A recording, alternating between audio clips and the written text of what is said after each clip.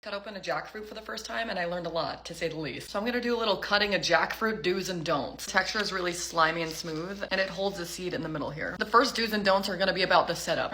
Look at mine. This is the aftermath, but 1000% wear gloves. Another do is to wear something that you never wanna see again. It is true that the jackfruit has a lot of sap in it, could potentially get on your clothes, so wear something you don't really like. Another do would be to cover your cutting board with plastic wrap because again, the sap gets everywhere. Another do would be to have a bowl for the fruit, then like 2 bowls for all the scraps because there's gonna be a lot.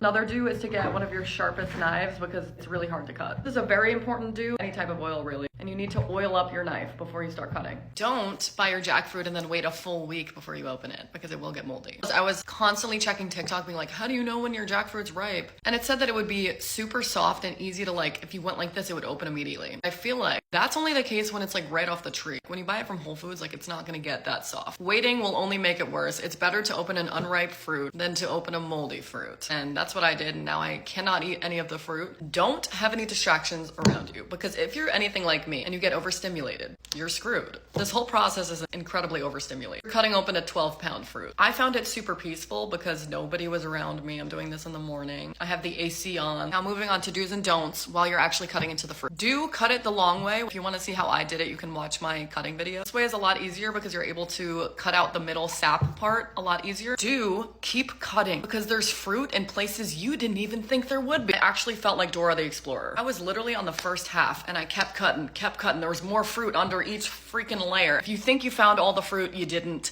Keep going. Another do would be if there's a fruit that's hard to come out, pull, twist. Keep a trash bag on hand. That's another do. Do eat along the way. I could not do this because mine was moldy and rotten, but you should. Don't eat the part that's not the fruit. The fruit is just the orange little pocket looking thing. Don't think this process is gonna take 3 minutes. You will be sitting there for about a half hour ripping through this fruit. All these tips lead to a great experience. If you're gonna open one soon, good luck. I might have to get another one so that I can actually eat it next time. Bye.